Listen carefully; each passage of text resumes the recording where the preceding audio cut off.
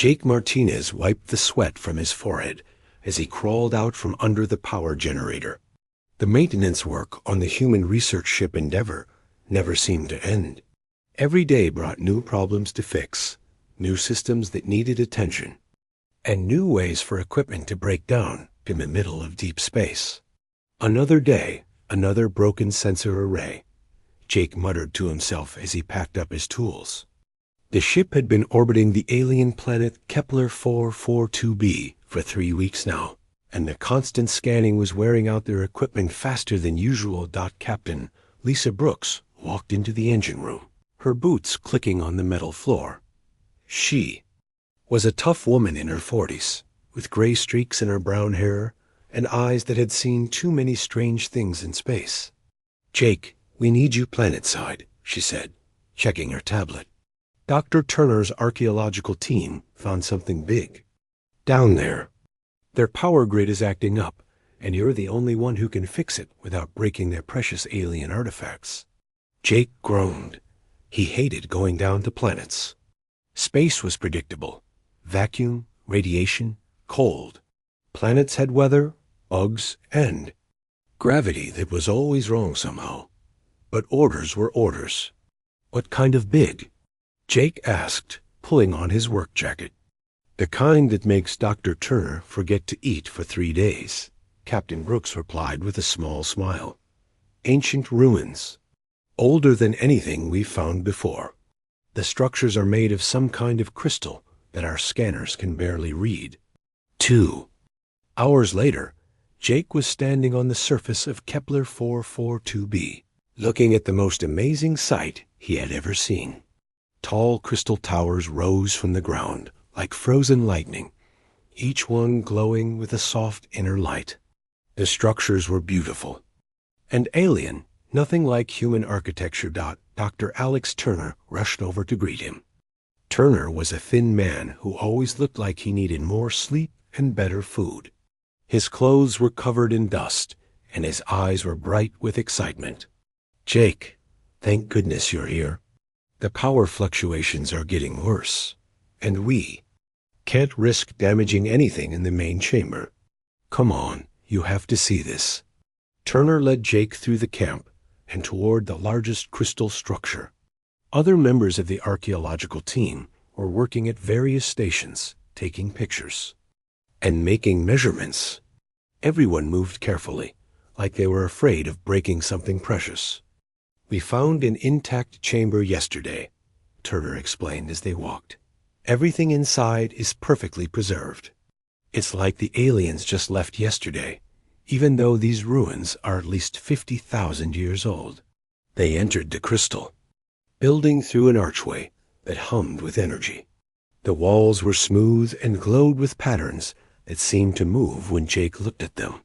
The air inside felt different, charged with something he couldn't name. "Here's the problem," Turner said, pointing to a human-made sensor array that had been set up near the center of the room. Sparks were coming from one of the connections, and the display screen was flickering, but Jake barely heard him. His attention was completely focused on what filled the rest of the chamber. 12 suits of armor stood on raised platforms arranged in a circle around the room.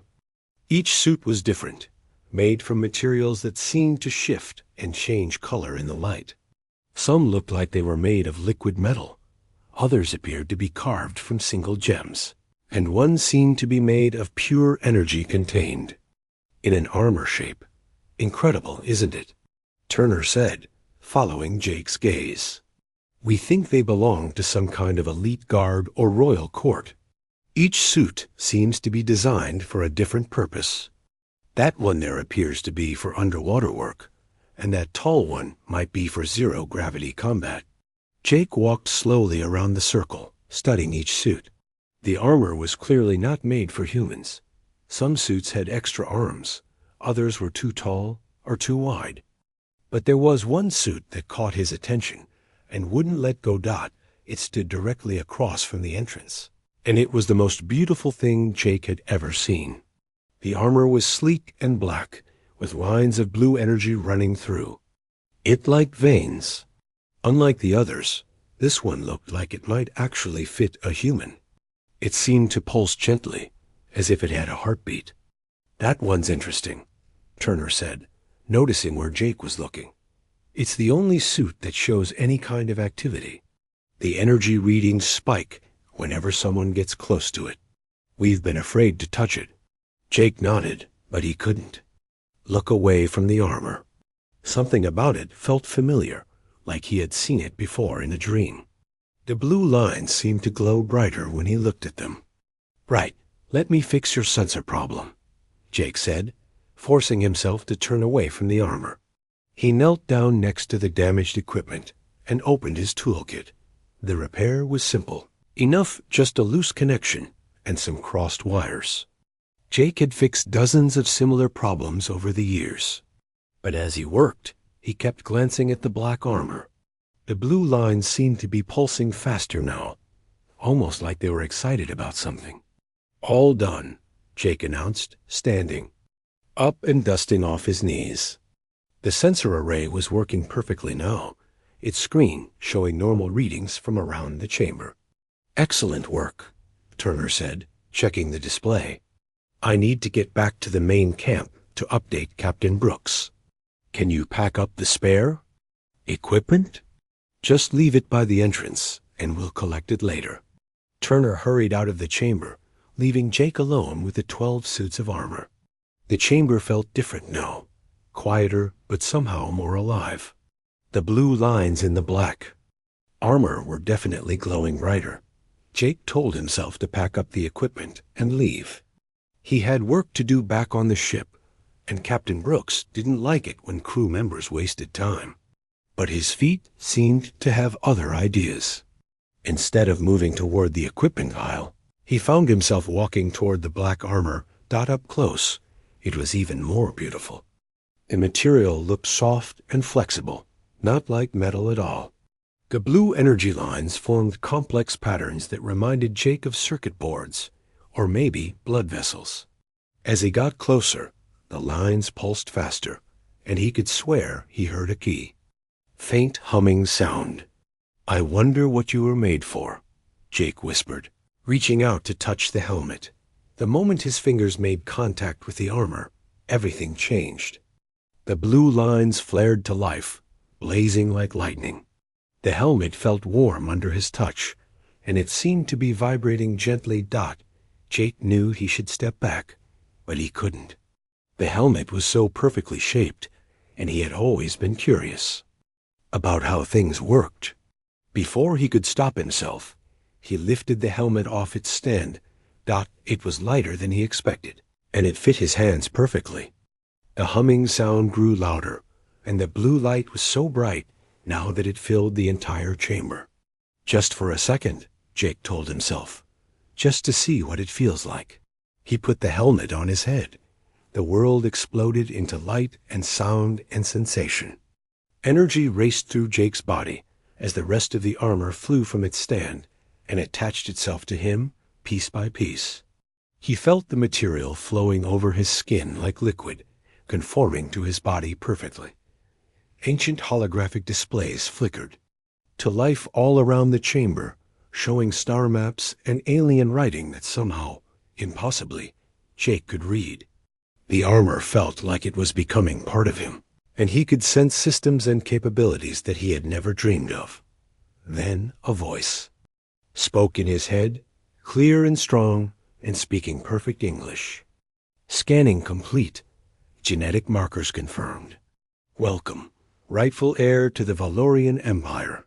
Jake tried to speak, tried to move, but he was floating 3 feet off the ground now, surrounded by swirling blue energy. The voice continued, and Jake realized with growing horror that it wasn't just speaking to him, that it was broadcasting to the entire chamber, and probably to every human device in the area. "Bloodline verified. Neural patterns compatible. The heir has claimed his birthright.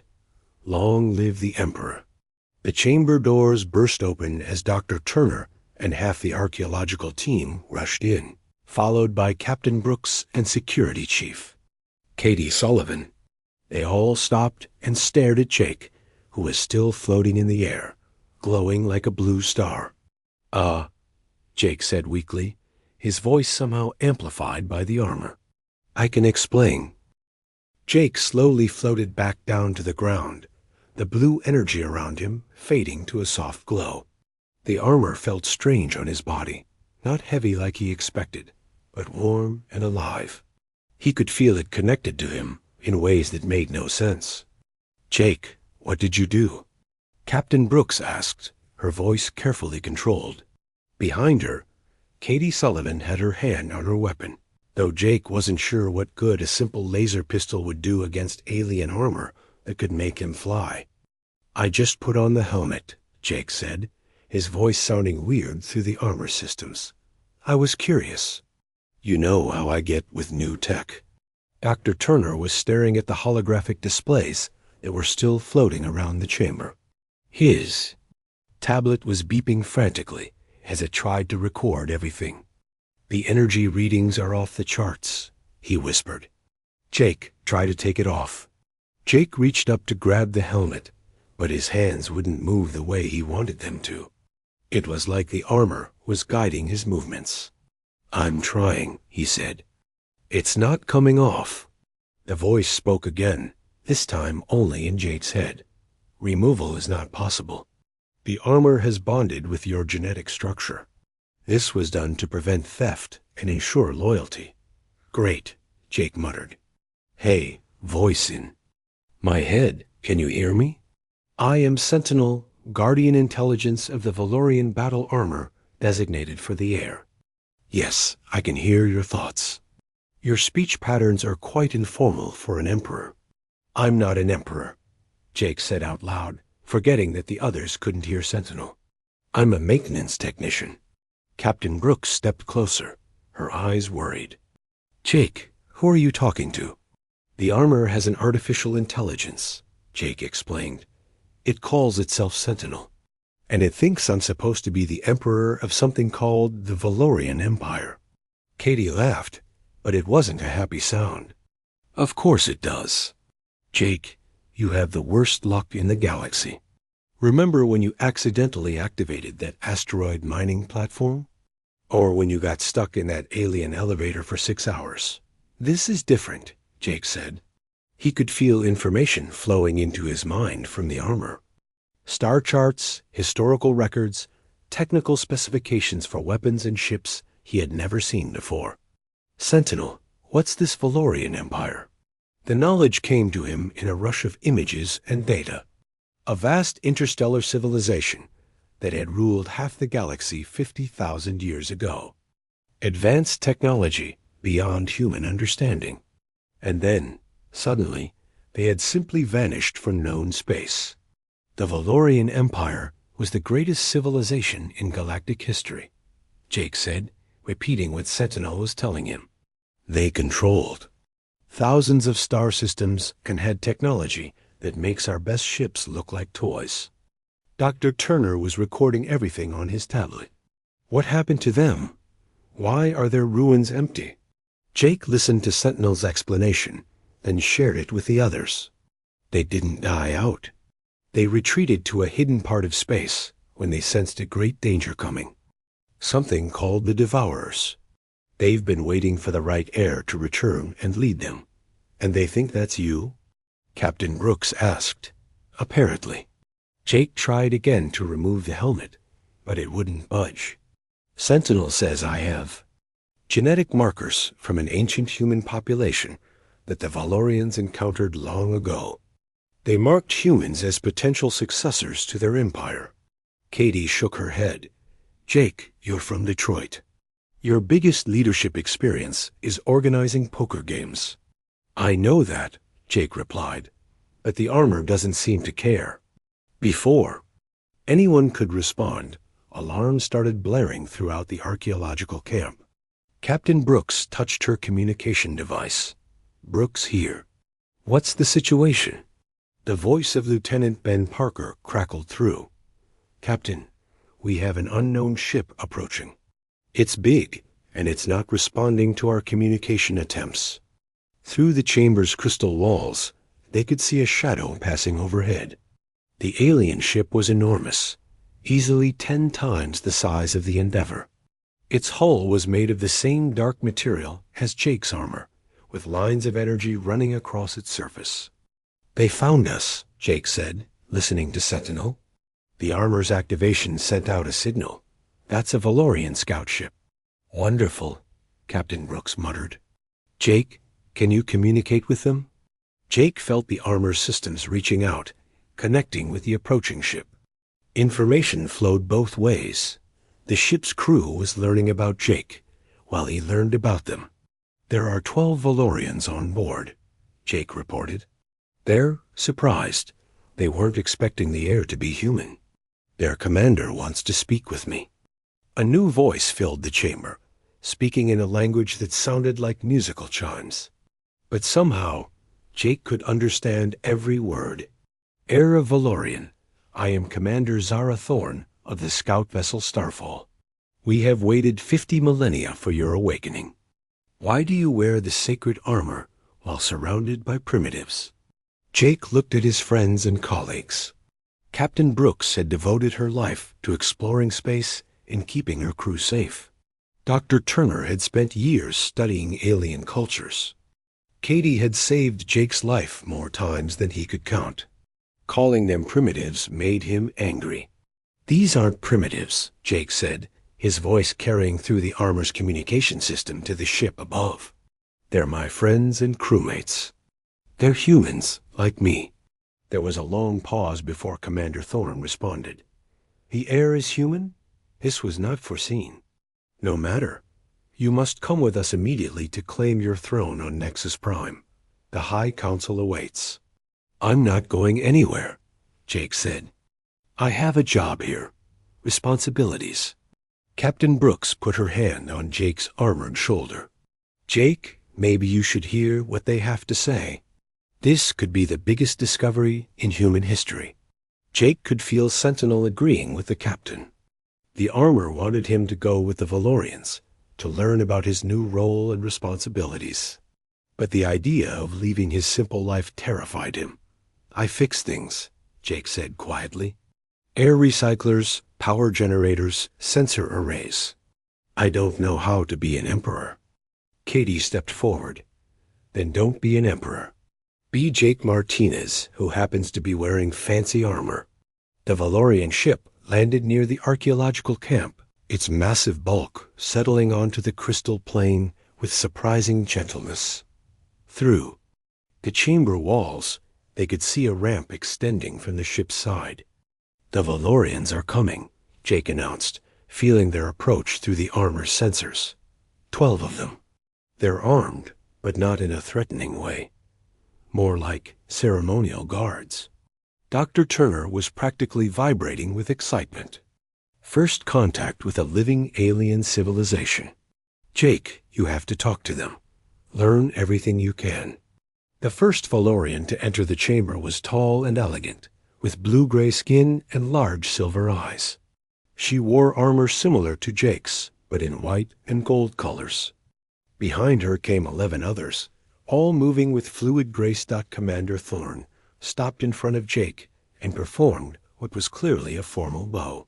When she spoke, her voice was translated by Jake's armor so the others could understand. "Honored heir, I am Commander Zara Thorne. We have searched the galaxy for you. The Empire needs you. Our people have grown old waiting for leadership." "How old?" Jake asked.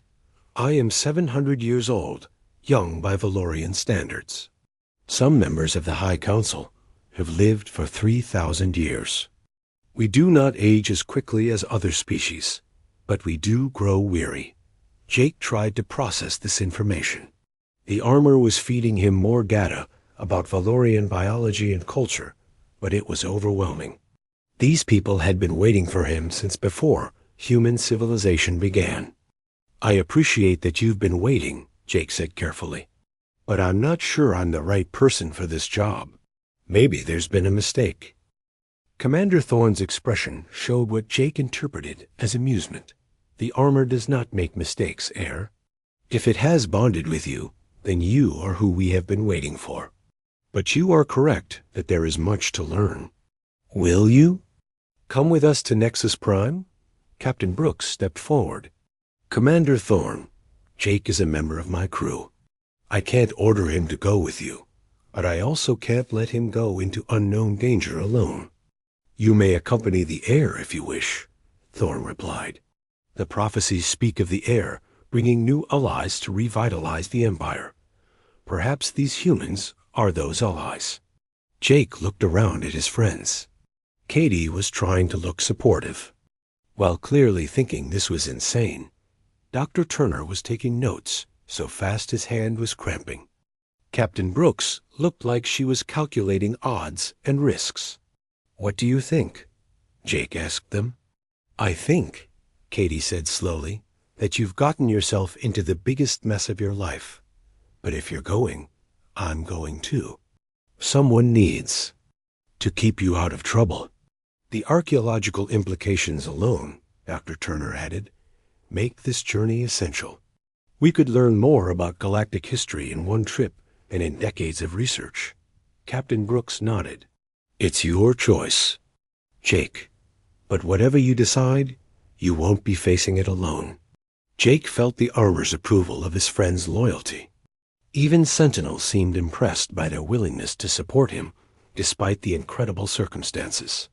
All right, Jake said, looking at Commander Thorne.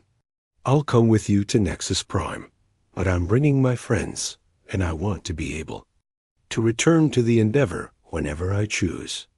Agreed, Thorne replied. Prepare for departure. The High Council is eager to meet their new Emperor. As the Valorians filed out of the chamber, Jake caught his reflection in one of the crystal walls. The armor made him look powerful and important, nothing like the maintenance technician he had been an hour ago. What have I gotten myself into? He whispered. The adventure of several lifetimes, Sentinel replied in his mind. Do not worry. Jake Martinez, I will help you learn what you need to know. Jake sighed and followed his friends toward the Valorian ship. He had a feeling his days of fixing simple mechanical problems were over. The journey to Nexus Prime took 3 days aboard the Valorian scout ship Starfall. Jake spent most of that time trying to understand the armor systems, while his friends explored the alien vessel. The Valorian technology was incredible. Walls that changed color based on mood, food that was grown rather than cooked, and engines that seemed to bend space itself. Commander Thorne had given them quarters near the ship's center, rooms that adjusted themselves to human preferences once Sentinels shared the appropriate data. Jake found it unsettling how quickly the ship learned about them. This is beyond anything we imagined, Dr. Turner said on the second day, studying a Valorian data tablet that projected 3-dimensional star maps. Their civilization spans multiple galaxy arms. Jake, do you realize what this means for humanity? Jake was practicing with the armor's basic functions, learning to control the heads-up display that constantly fed him information. It means I'm in way over my head, he replied, managing to make his left hand glow with blue energy. Sentinel keeps showing me memories of previous emperors. They were warriors, diplomats, scholars. I fix broken air conditioners. Katie sat down next to him on what the Valorians called a rest surface, but felt like the most comfortable chair ever made. Maybe that's exactly what they need. Someone who fixes things instead of breaking them. Captain Brooks joined them, carrying a cup of something that looked like coffee, but tasted like flowers. Commander Thorne says we'll reach Nexus Prime tomorrow. Jake, she also mentioned something about trials. What exactly are we walking into? Jake consulted with Sentinel, then shared what he learned. 3 trials to prove unworthy of the throne. Combat, wisdom, and leadership. Apparently, every potential heir has to pass them, even if the armor chooses them. Combat? Katie raised an eyebrow.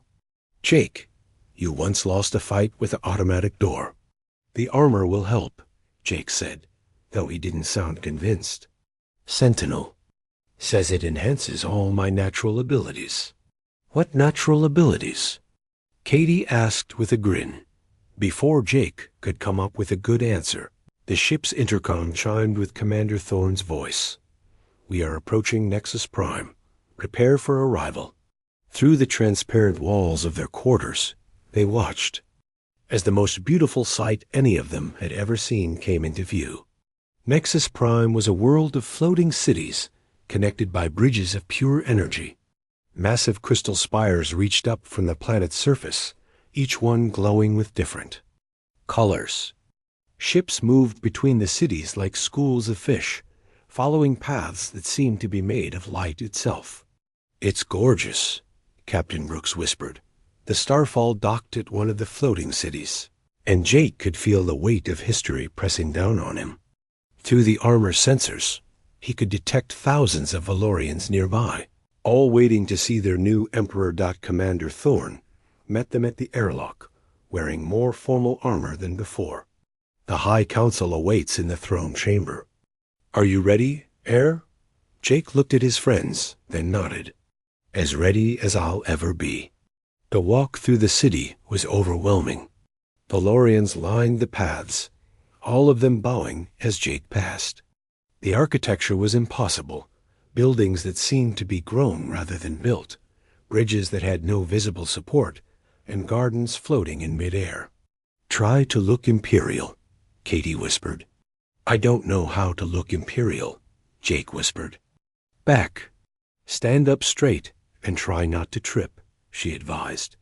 The throne chamber was enormous, with a ceiling that showed the stars in real time. At the center sat 12 thrones arranged in a circle, 11 of them occupied by the oldest beings Jake had ever seen. Their skin was translucent, their eyes held the weight of centuries, and when they looked at him, Jake felt like they could see right through him. The center throne was empty, waiting for him. "Approach, Heir of Valorian," said the eldest council member, her voice carrying the authority of millennia. "I am High Counselor Vera Astwin. We have waited long for this day." Jake walked to the center of the circle, his friends following behind. The armor made each step feel significant, like he was walking into destiny, whether he wanted to or not. "You are not what we expected," another council member said. "You are young, even by the standards of short-lived species. And your genetic markers are ... unusual." "The armor chose him," Commander Thorne said firmly. "The sacred armor does not make mistakes." High Counselor Astwin nodded slowly. "Indeed, but choice and worthiness are different things. The trials will determine if this young human can lead the Valorian Empire." Jake cleared his throat. "Excuse me, but what happens if I fail the trials?" The council members exchanged glances. "Failure has never occurred," Astwin replied. "The armor only chooses those capable of success. However, the trials have grown, more difficult over the centuries. The last heir to attempt them died 3,000 years ago." "Died?" Jake's voice went up an octave. "You didn't mention the dying art." Katie stepped forward. "What exactly do these trials involve?" "The combat trial tests the heir's ability to protect the Empire," Astwin explained. "The wisdom trial examines their capacity for just rule. The leadership trial evaluates their skill in commanding others during crisis." Dr. Turner was taking notes frantically. "How are the trials administered?" "You will face our greatest champions in combat. You will solve the paradox of the infinite resources. And you will command a fleet against our ancient enemy in simulation." Another council member, younger looking but still ancient by human standards, spoke up. "Each trial has claimed potential heirs throughout history." Jake felt Sentinel offering reassurance through their mental link. The armor was confident in their abilities, but Jake wasn't sure that confidence was justified. "Can I have some time to prepare?" Jake asked. "Time is a luxury we may not have," High Counselor Astwin said gravely. "Our scouts report unusual activity. In the outer systems, the Devourers may be stirring once again." "Devourers?" Captain Brooks asked. Astwin gestured. and the chamber's walls displayed holographic images of terrifying, biomechanical creatures. They looked like a nightmare combination of insect, machine, and virus. Our ancient enemy. They consumed entire worlds, converting all matter into more of themselves. We retreated to hidden space to escape them, but they have never stopped searching. Jake watched the images with growing horror. And you want me to fight those things? Not alone, Astwin replied. With the full might of the Valorian Empire behind you. But first, you must prove you are worthy to command that might. A younger Valorian in silver armor entered the chamber and bowed to the council. High Counselor, the combat arena is prepared. Champion Crix awaits the heir's pleasure. Jake's stomach dropped. We're doing this now? Courage is best tested when it is unexpected, Astwin said with what might have been a smile. Do not worry, heir. The armor will guide you. The combat arena was a massive circular chamber with energy barriers that could create any environment. For Jake's trial, they had chosen a simple flat surface with no obstacles, a straightforward test of fighting skill. Champion Crix was waiting in the center. He was enormous, even by Valorian standards, wearing red and black armor that looked like it had seen 1,000 battles.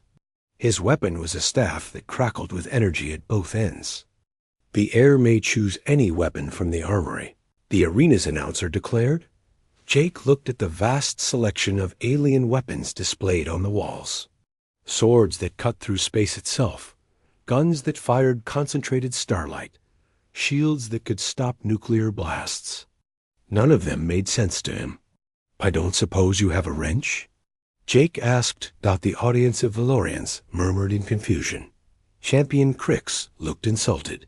The heir chooses to fight unarmed? The announcer asked. Not exactly, Jake said, feeling Sentinel's approval. The armor began to glow, and Jake realized he didn't need a separate weapon. He was wearing one. The fight began with Crix charging forward, his energy staff spinning in complex patterns.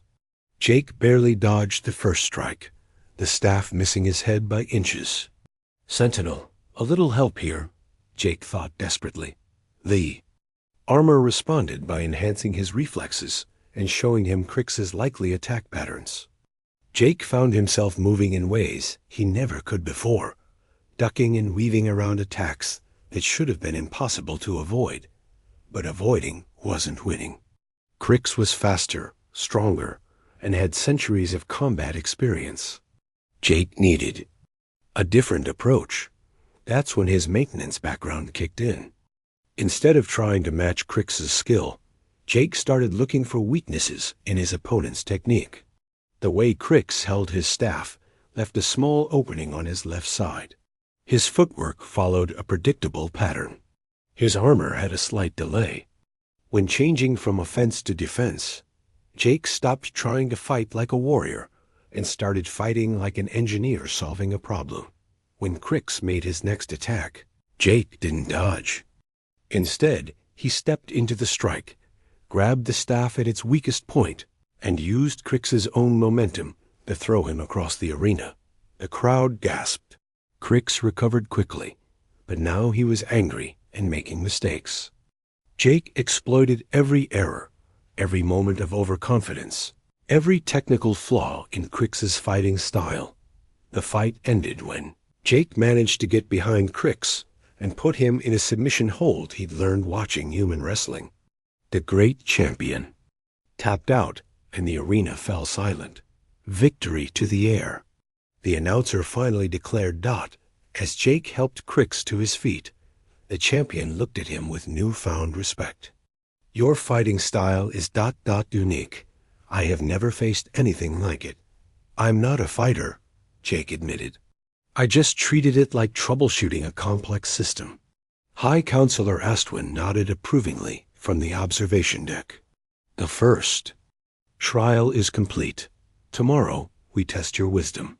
That evening, as they rested in their quarters, Katie punched Jake in the shoulder. Not bad for someone who lost a fight with a door. The door was automatic and had a malfunction. Jake protested. Plus, Sentinel helped a lot. Dr. Turner looked up from his notes. Jake, I think you're starting to understand something important. You don't need to be what they expect. You need to be yourself, just enhanced by the armor. Jake nodded, feeling the truth in those words. He wasn't becoming a different person. He was becoming a better version of himself. 2 more trials to go, he said. And then? Captain Brooks asked. Jake looked out at the beautiful alien city floating in space, then at his friends who had followed him into the unknown.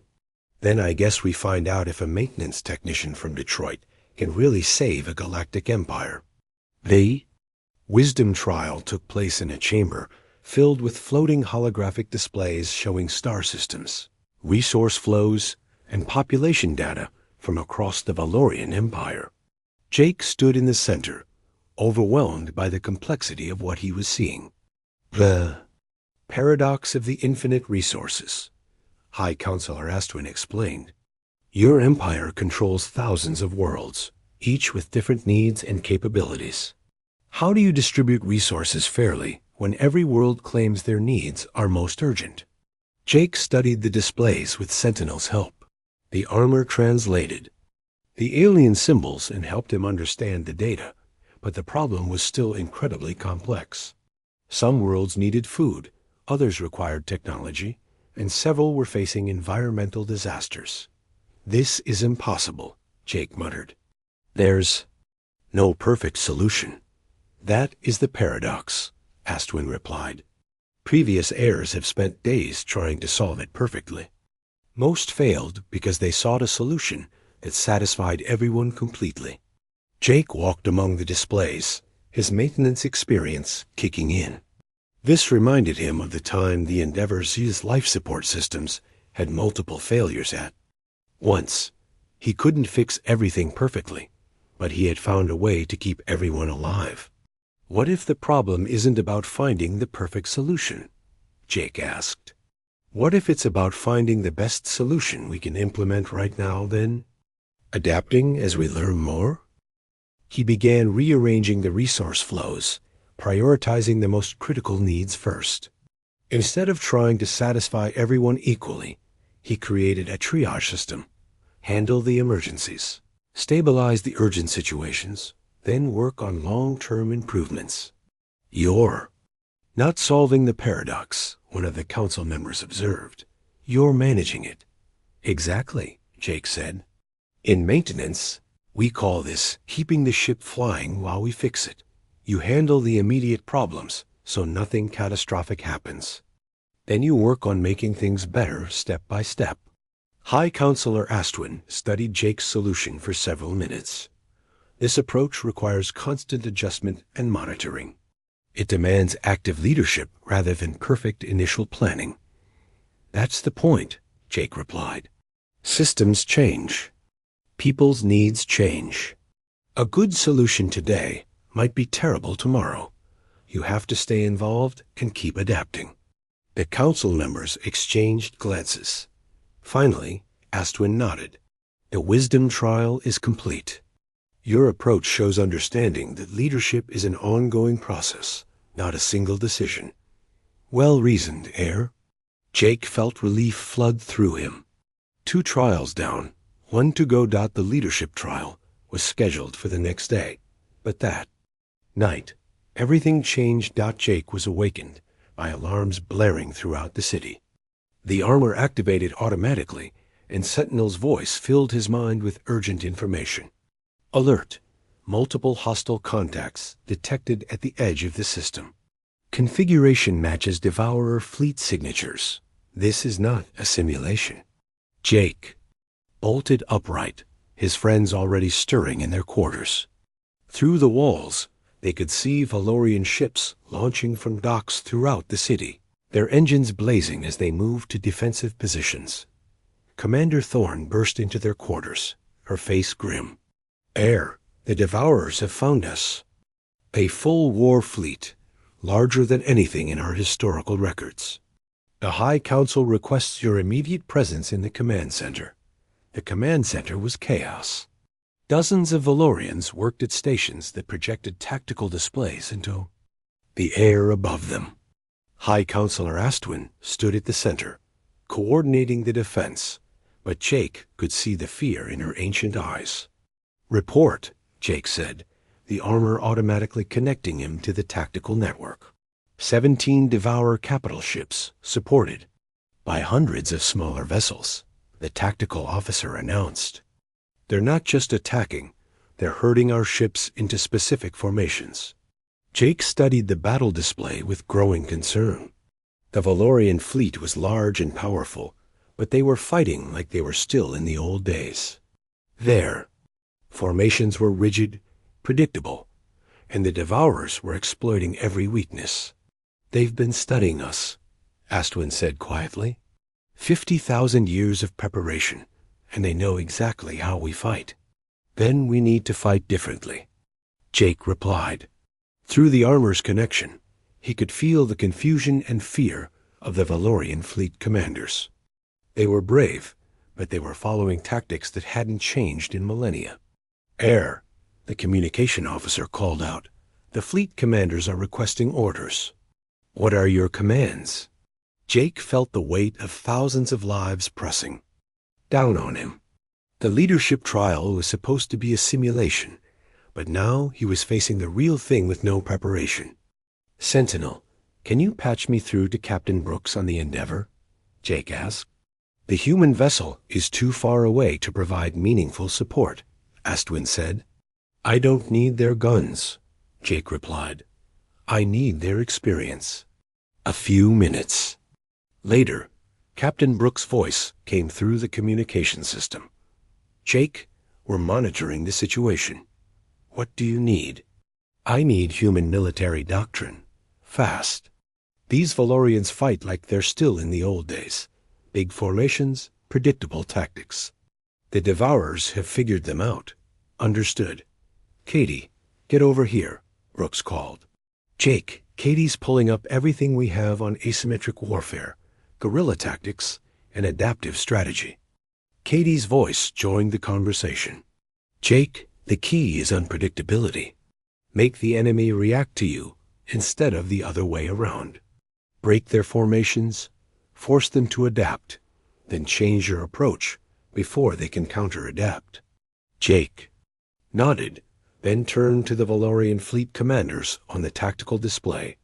"All ships, this is your air. Forget everything you know about formation flying. We're going to fight like humans. Air?"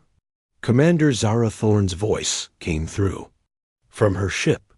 "What are your orders?" "Split into small groups, no more than 3 ships each. Use hit-and-run tactics. Attack their flanks, then disappear before they can respond.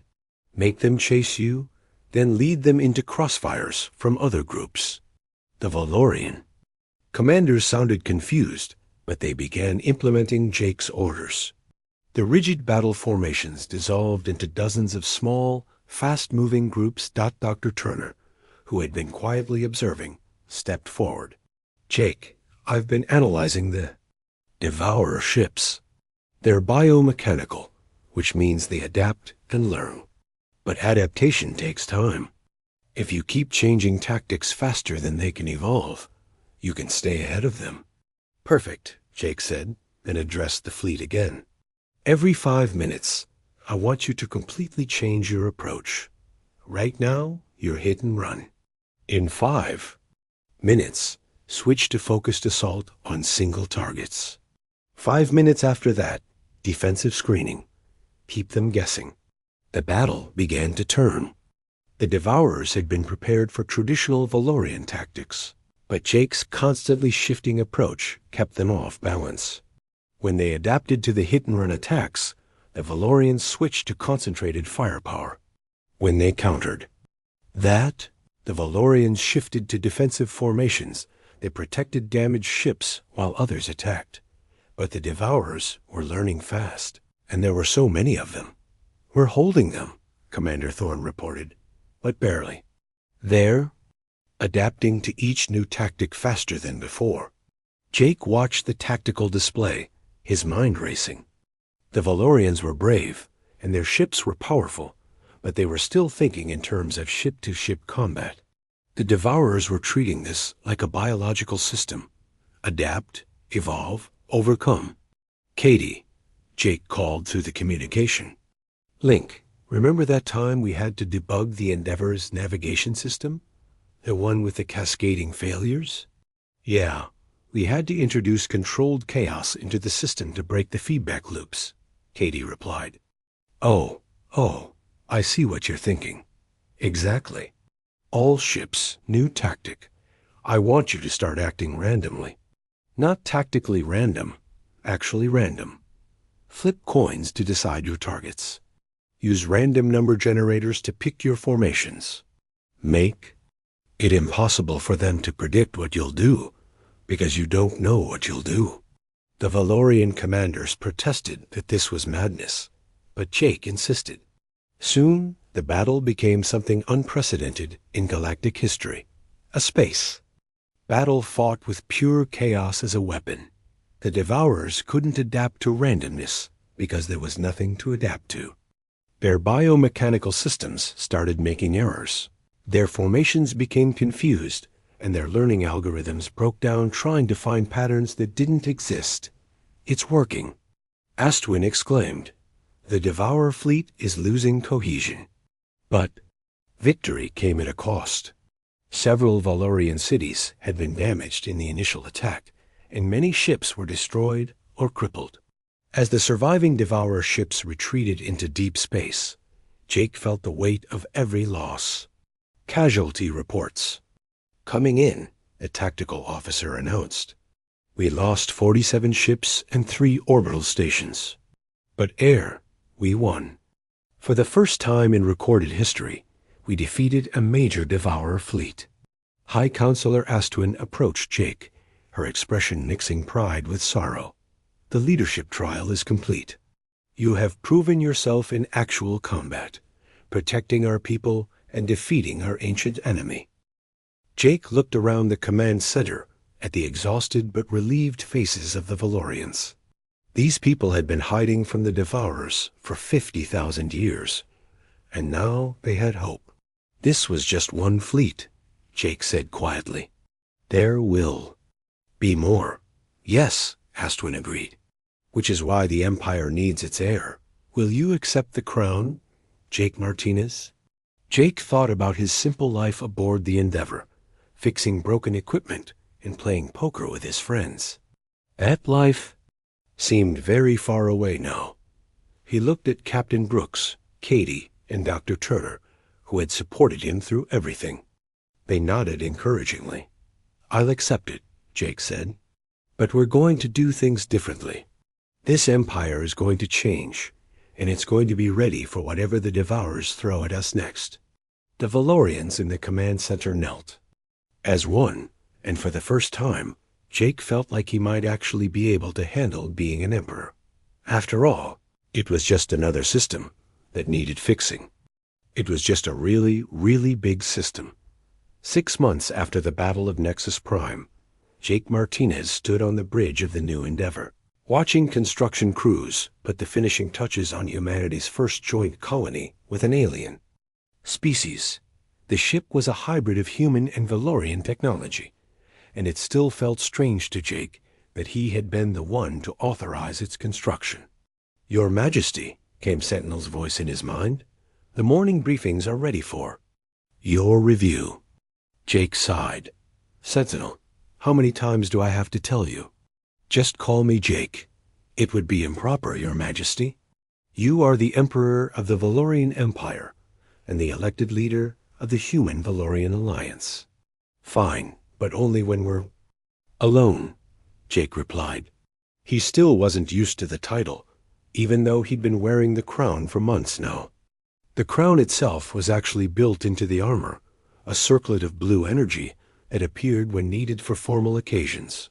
Katie Sullivan approached, carrying a tablet and wearing the insignia of Chief of Imperial Security. Jake, we've got the morning reports. 3 more human colonies want to join the Alliance, and Dr. Turner thinks he's found evidence of another ancient civilization in the Outer Rim. Any sign of the Devourers? Jake asked. Nothing in the past week, Katie replied. But our scout ships are reporting strange energy readings near the galactic edge. Something big is happening out there. Jake nodded, reviewing the reports on his heads-up display. Being Emperor turned out to be a lot like being a maintenance chief, just with bigger systems and more serious consequences when things went wrong. The door to the bridge opened, and Dr. Turner walked in, looking as excited as always when he'd made a discovery. Behind him came Captain Brooks, who now commanded the joint human-Valorian exploration fleet. Jake, you need to see this, Turner said, projecting a holographic star map. We've discovered ruins on 12 different worlds, all showing signs of a civilization that existed between the Valorians and the Devourers. They might have been caught in the middle of that ancient war. Any survivors? Jake asked. Unknown, but the technology is incredible. They seem to have specialized in defensive systems. If we could understand their tech, it might give us an edge against the Devourers. Captain Brooks stepped forward. I'd like permission to lead an expedition to investigate. We could learn a lot about what we're really facing. Jake was about to respond when alarms began sounding throughout the ship. Commander Zara Thorne's voice came through the communication system from her position in the tactical center. Emperor, we're receiving distress calls from the outer colony worlds. Multiple Devourer fleets have been detected moving toward inhabited systems. Jake felt his stomach drop. The Devourers had regrouped faster than anyone expected. How many fleets? At least 50, Your Majesty. They're moving in coordinated strikes against our most vulnerable colonies. All right, Jake said, feeling the armor shift into combat mode. This is what we've been preparing for. Signal all Alliance fleets to move to defensive positions. Implement the Chaos Protocol we developed. Over the past months, Jake had worked with human and Valorian military leaders to develop new fighting techniques based on the successful battle at Nexus Prime. The Chaos Protocol used unpredictability as a weapon, but it required careful coordination to avoid friendly fire incidents. Jake, Katie said quietly, there are a lot more of them this time. Our fleets might not be enough. Jake nodded grimly. Through the armor's enhanced senses, he could feel the fear and determination of thousands of crew members across the Alliance fleet. They were counting on him to find a way to win against impossible odds. Sentinel, connect me to all Alliance ships, Jake ordered. Channel open, Your Majesty. Jake took a deep breath, then addressed the combined human-Valorian fleet. All ships. This is Emperor Martinez. I know you're scared. I'm scared too. 6 months ago, I was just a guy who fixed broken equipment. Now I'm asking you to follow me into a battle that could determine the fate of both our species. He paused, looking out at the stars where enemy fleets were approaching. But here's what I've learned about humans and Valorians. We're both species that don't give up. We adapt, we overcome, and we protect the people we care about. The Devourers think they know how we fight because they've been studying us for thousands of years. They're wrong. Jake began coordinating the fleet movements, using the lessons learned from months of joint training exercises. Human ships, with their emphasis on speed and flexibility, formed the Mobile Strike Forces. Valorian vessels, with their powerful shields and energy weapons, created defensive anchor points. All human squadrons implement Pattern Delta 7, Jake ordered. Valorian heavy cruisers establish checkpoint formations at coordinates I'm sending now. The battle began exactly as Jake had expected, with chaos. The Devourers came in massive waves, their biomechanical ships adapting to each defensive strategy almost instantly. But Jake had prepared for this. Now, he ordered, implement the human doctrine. Every ship in the Alliance fleet began operating on a different tactical system. Some used traditional military strategies. Others followed civilian emergency procedures. A few squadrons were running programs based on sports strategies that Dr. Turner had found in human databases. The result was beautiful chaos. The Devourers couldn't adapt to 50 different tactical systems operating simultaneously, especially when those systems had never been designed to work together in the first place. "It's working," Commander Thorne reported. "The Devourer fleets are breaking formation. They can't process this much tactical variety." But Jake knew the victory was temporary. The Devourers were learning, combining information from all their encounters. Eventually, they would find a way to counter even chaos itself. That's when Captain Brooks contacted him with news that changed everything. "Jake, Dr. Turner's archaeological team just activated something on the ancient world they were studying. It's big, and it's heading this way fast." On the tactical display, a new contact appeared, massive beyond anything Jake had seen before. It was larger than a moon, moving at impossible speeds directly toward the battle. "Is it friendly?" Jake asked. "Unknown," Brooks replied. "But it's scanning both our fleet and the Devourers. And Jake, it's trying to communicate." The message came through on all channels simultaneously, translated by both human and Valorian systems. The voice was ancient and tired, but filled with purpose. "I am the guardian of the third civilization. I have slept for 10,000 years, waiting for the return of the Devourers. Who leads this resistance?" Jake looked around the bridge at his friends and allies, and made the decision that would define the rest of his reign. "This is Emperor Jake Martinez of the Human Valorian Alliance. We're fighting to protect our homes and our people. Will you help us?" "You are not of the third civilization," the Guardian replied, "but you fight with honor and creativity." "Yes, young Emperor, we will help. The Devourers must not be allowed to consume more worlds." What followed was the most spectacular space battle in galactic history. The Guardians' weapons were beyond anything Jake had imagined. Beams of energy that could crack planets, defensive fields that made entire star systems temporarily inaccessible, and the ability to manipulate space itself as a weapon. Combined with the Alliance fleet's unpredictable tactics and the Guardians' overwhelming firepower, the Devourer invasion was stopped cold. The surviving enemy ships retreated to the galactic edge, buying the Alliance precious time to prepare for the next attack. In the days following the battle, Jake found himself in negotiations with beings he never could have imagined meeting. The Guardian turned out to be the last survivor of a peaceful civilization that had been caught between the Valorians and Devourers eons ago. Other ancient races began emerging from hiding, offering their knowledge and support to the Alliance. "You have done something remarkable," High Counselor Astwin told Jake during a ceremony to honor the battle's heroes. "You have united not just humans and Valorians, but species across the galaxy. The Alliance grows stronger every day." Jake nodded, but his attention was focused on the reports coming in from exploration teams. The Devourers had been driven back, but they were still out there, and they would return. "This is just the beginning," Jake said. "We've bought ourselves time, but the real work starts now. We need to build something the galaxy has never seen before, a true alliance of all intelligent species working together to stop the Devourers permanently." Katie approached, carrying a steaming cup of coffee, real Earth coffee, shipped in specially for Jake's sanity.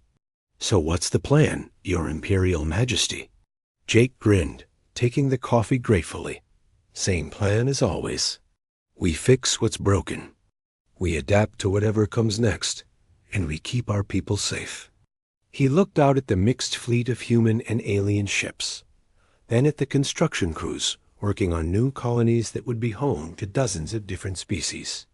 "Besides," Jake added, "how hard can it be to organize a galactic alliance, defeat an ancient enemy, and keep everyone happy at the same time?" Katie laughed. "Famous last words, Jake.